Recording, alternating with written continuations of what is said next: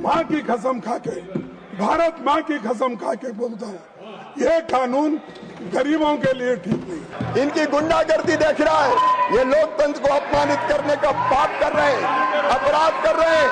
ये सदन दादागिरी से नहीं चलेगा। माननीय सभापति महोदय और उसके साथ साथ संकल्प हमने विकसित गाँव बनेंगे, गाँव बनेंगे। अभी वो कह रहे थे कि मिलकर चलो, इनसे मिलकर कौन चलेगा सभापति महोदय? ये कांग्रेस जिसके साथ जाती है वही डूब जाता है। हम तो डूबे हैं।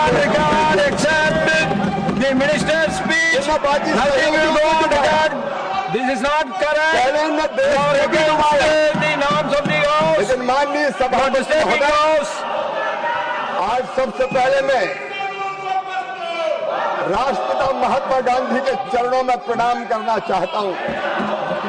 माननीय सभापति महोदय, बापू हमारे आदर्श है, बापू हमारी प्रेरणा है, बापू हमारे लिए श्रद्धा है। और ये भारतीय जनता पार्टी है जिसने पंचनिष्ठाओं में महात्मा गांधी के सामाजिक और आर्थिक विचारों को सम्मिलित करने का काम किया है। माननीय सभापति महोदय, हम पंडित दीनदयाल उपाध्याय के अनुयायी हैं।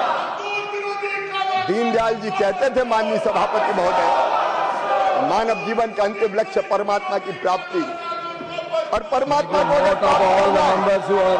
मैं नहीं जानता कि मंदिर में जाके आप भगवान की आरती पूजन उपासना करोगे तो भगवान प्रसन्न होकर दर्शन देगा कि नहीं देगा।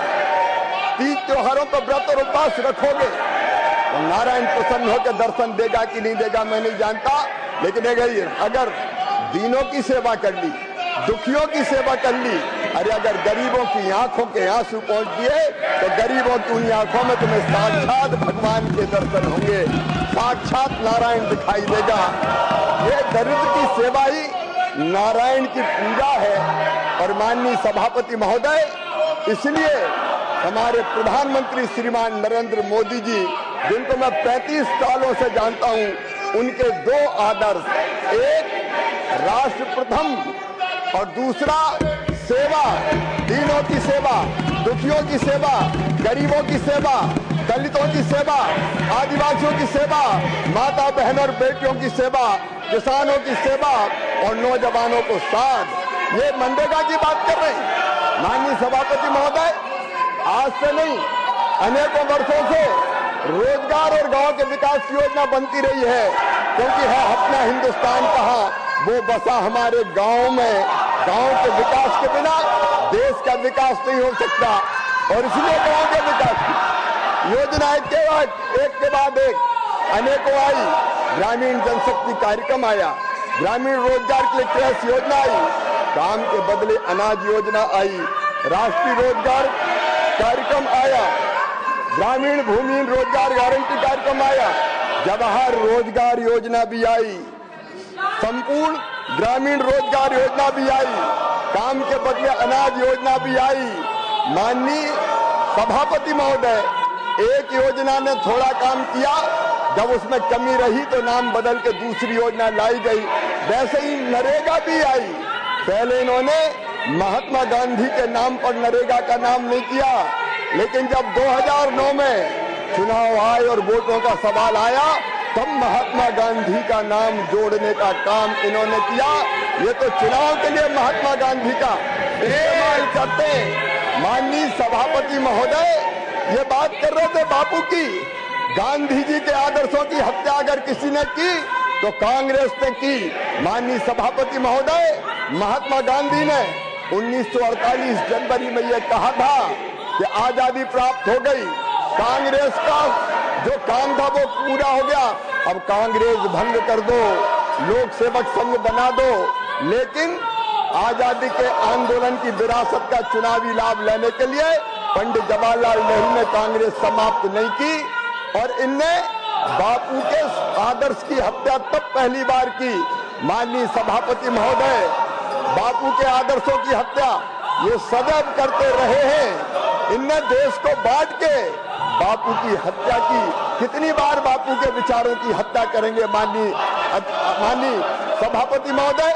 आपातकाल लगा के बापू के सपनों की इन्होंने हत्या की, आदर्शों की हत्या की, घपलों और घोटालों का देश बना दिया हिंदुस्तान को। इनने फिर बापू को मारा।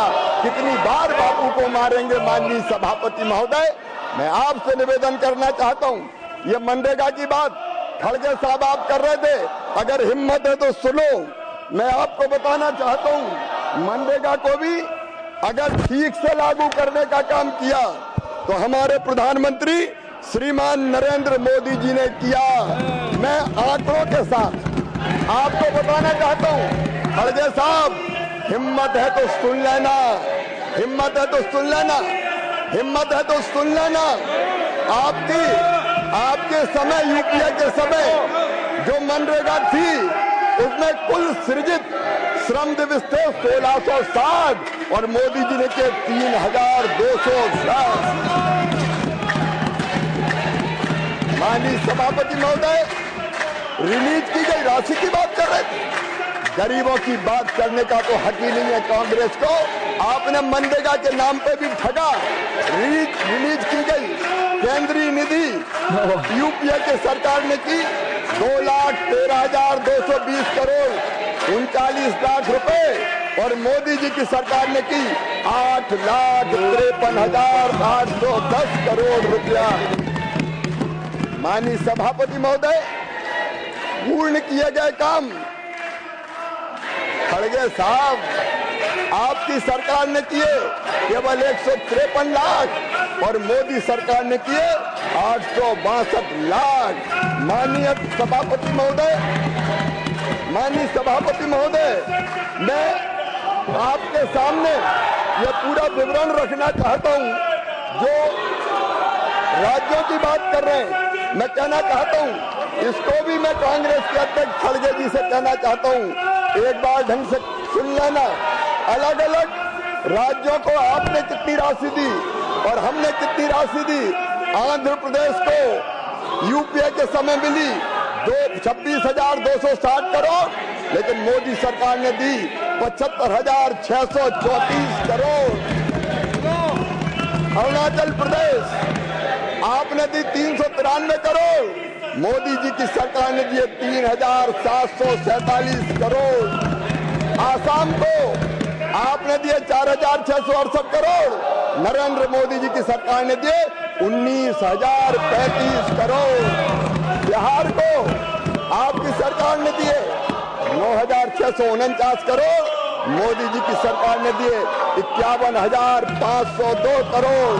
छत्तीसगढ़ आपने दिए 11,155 करोड़, मोदी जी की सरकार ने दिए 33,016 करोड़। और माननीय अध्यक्ष महोदय, बड़ी बात कर रहे थे, मैं तमिलनाडु और बंगाल की तरफ आता हूं। तमिलनाडु को माननीय सभापति महोदय यूपीए की सरकार ने दिए 16,549 करोड़ डायरेक्ट साहब और हमने दिए 84,898 करोड़। माननीय सभापति महोदय, पश्चिम बंगाल आपने दिए केवल 14,985 करोड़, मोदी जी की सरकार ने दिए 54,415 करोड़ रुपया।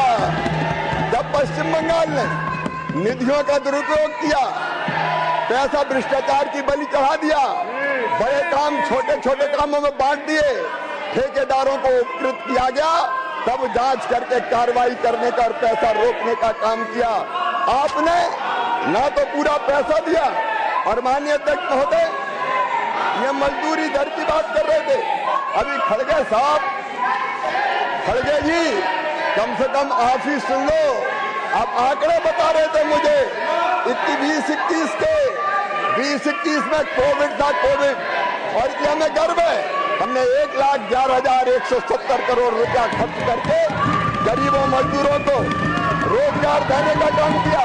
लेकिन आपने क्या किया खड़गे साहब? आपने योजना शुरू करने के बाद पहले 2008-9 में 30,000 करोड़ दिए, बाद में 29,000 करोड़ दिए। This is the way you are reciprocating. Nothing will go on record. No. आपने 13-14 में 30,000 करोड़ रुपया कर दी। राशि घटाने का पाप यूपीए की सरकार ने किया। What you are doing? That is, you don't have any interest in democracy. Modi ji की सरकार ने, माननीय सभापति महोदय, मोदी जी की सरकार ने लगातार ये राशि बढ़ाने का काम किया और इसलिए मैं कहना चाहता हूं, आज सारा देश इनकी गुंडागर्दी देख रहा है, इनकी गुंडागर्दी देख रहा है। ये लोकतंत्र को अपमानित करने का पाप कर रहे हैं, अपराध कर रहे हैं। ये सदन दादागिरी से नहीं चलेगा। माननीय सभापति महोदय मजदूरी दर की बात कर रहे हैं। यूपीए के समय मजदूरी थी औसतन केवल 100 से लेके 150 रुपया और मोदी जी की सरकार ने बढ़ा दी 294 रुपया। माननीय सभापति महोदय, मैं बड़ी विनम्रता के साथ निवेदन करना चाहता हूं, नरेंद्र मोदी जी का सपना और संकल्प है विकसित भारत के निर्माण का, और विकसित भारत के निर्माण के लिए विकसित गांव बनाना है। 25 दिन का No. और उसके साथ साथ संकल्प हमने विकसित गांव बनेंगे, और माननीय अध्यक्ष महोदय